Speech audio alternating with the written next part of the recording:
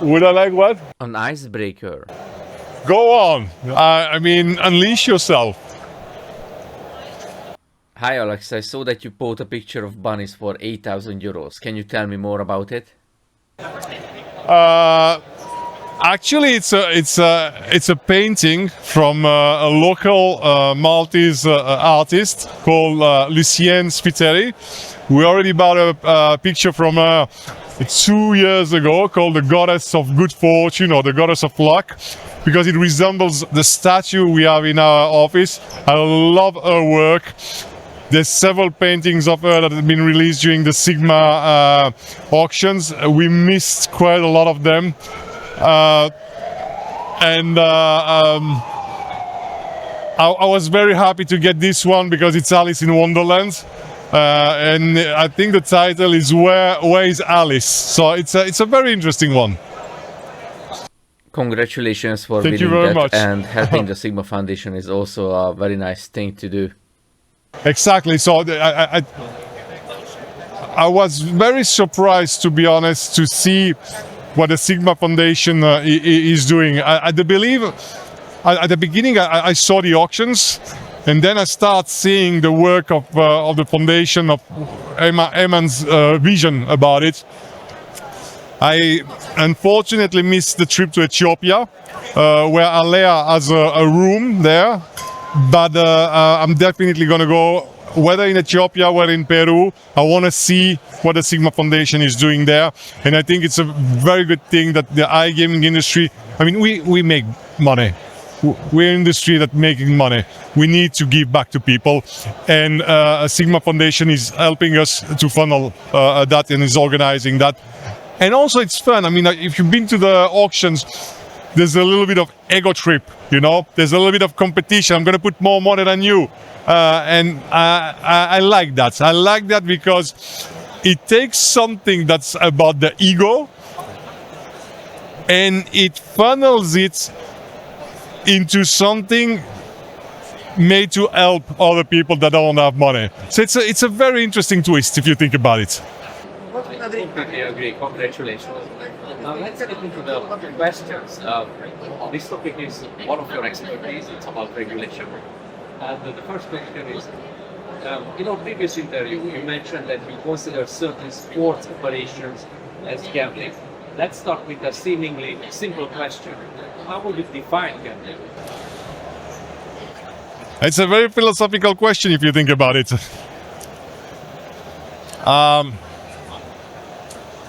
Let me think a little bit before I answer you. Gambling is the only setup, the only game where you go on the playground of the game, you play, and if you're wounded in the game, you come back wounded in real life. If you're victorious in the game, you come back victorious in the real life, whether it's blackjack, roulette, or slots, okay? What does that mean? It almost sounds like the name of a movie. It follows you in real life.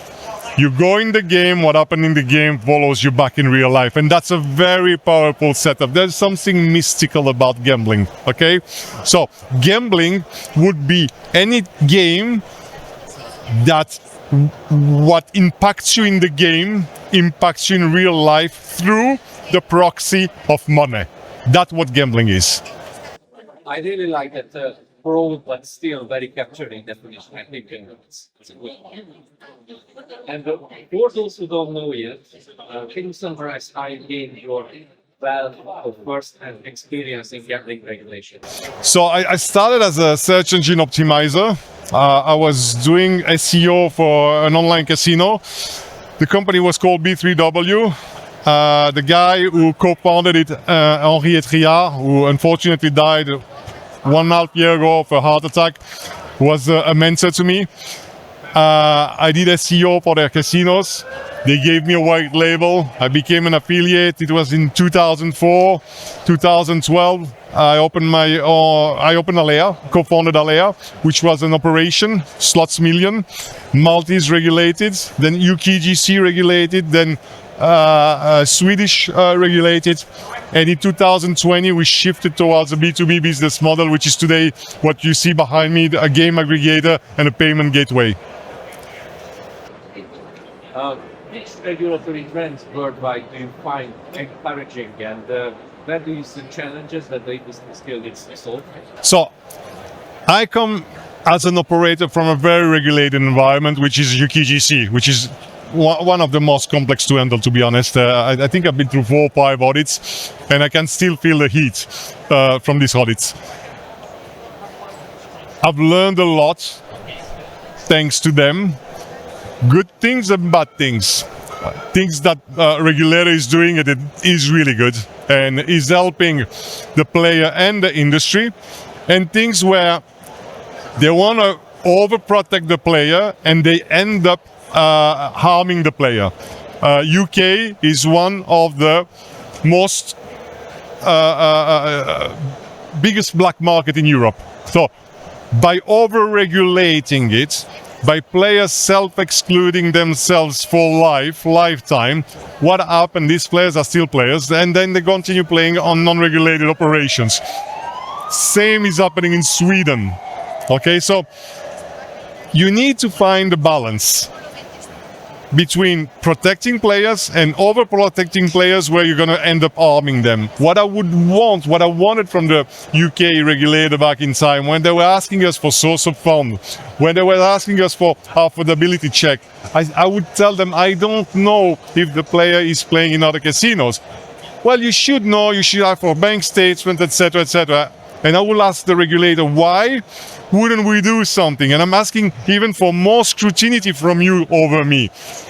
Registration could only happen on your website. I think it was GamStop or whatever, I don't remember the name now.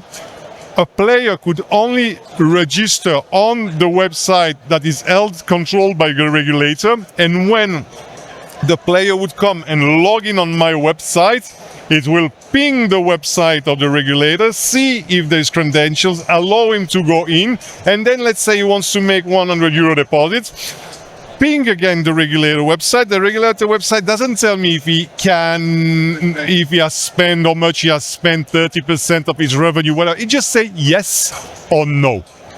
And I don't have, as an operator, to know why. Because the problem is that today, operators have been requested by the regulator to have investigation authority when they don't have. And they are requesting from players information they should not know about. As an operator, I should not know where your revenues are coming from. I should not know in which casinos you're playing. The regulator should not give me that authority. And actually, it doesn't give me the authority to do it, but he asks me to do it.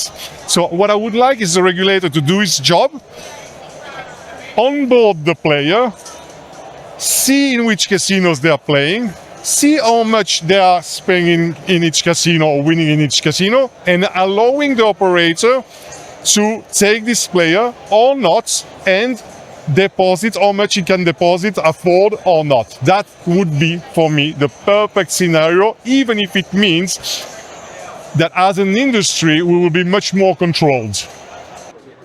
I think that's a very reasonable compromise and balance.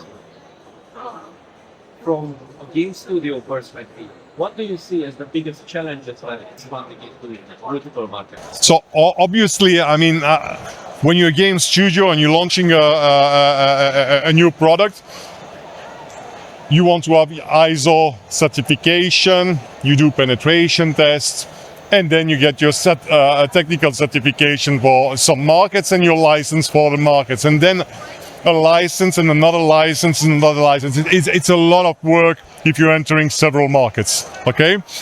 The other challenge that I see, especially from an aggregator point of view, is the APIs. So game studios are focusing on creating good games, but they're not really aware of the importance of their APIs. Their APIs are as important and should be as reliable as a banking API, because you can literally print money by generating wins without putting bets by hacking a gaming API. And today, gaming API are very easy to hack. That's why at Alea, we don't integrate any more providers, they integrate us. And even by doing so, we found out that some of them cannot even do it because they're not at the level. Their systems cannot handle, for example, authentication, rollbacks, session IDs sometimes. I mean, basic things. And I think the biggest challenge today is take these new game studios and raise the standards and put them at the level of the gambling industry, because our industry, our operations are ruled by games. The games are in the center of these operations, and games are ruled by APIs. And we need to make understand providers, these APIs are sensitive. So moving back to the first question, when you give a definition of gambling, saying that it's a game which impacts you in real life, would you say that games with microtransaction options are also classified as gambling according to this definition? No, I mean completely, and that's a big issue. As a gambling industry, we're under high scrutiny. We are regulated. We have the pressure of the regulator. On the other side, we have the gaming industry, not the online gambling, but the gaming industry, basically where kids are playing. Steam platform, Fortnite, Clash Royale, Clash of Clans, skin trading and loot boxing. I mean, this is not regulated, and this is not even regulated for less than 18 years old, for people that are underage. So we have kids playing on this platform, and basically they are gambling, and it's not regulated. And this market is much bigger than the gambling market. So I can't fathom, I don't understand that regulators, and let's take UKGC as an example, they've tried to do something, but I don't understand that this is not considered as gambling and as underage gambling. And we also see today there's a crossover between our industry and when I'm talking now about the gaming industry, it's not the iGaming industry, it's a video game industry. You can go on an online casino today and deposit with your Steam account. So Steam is a video gaming platform. What is your Steam account? So you go on a casino, you deposit not in money, with your sword, the sword that you've crafted, and it's a obsidian black magic sword that worth, let's say, $500. You put it there, and with this $500, you can now play in a casino. So you see there's a real crossover there. We absolutely need to regulate that. And I'm not uber pro regulation. However, when we talk, I mean, the definition between a gray market and a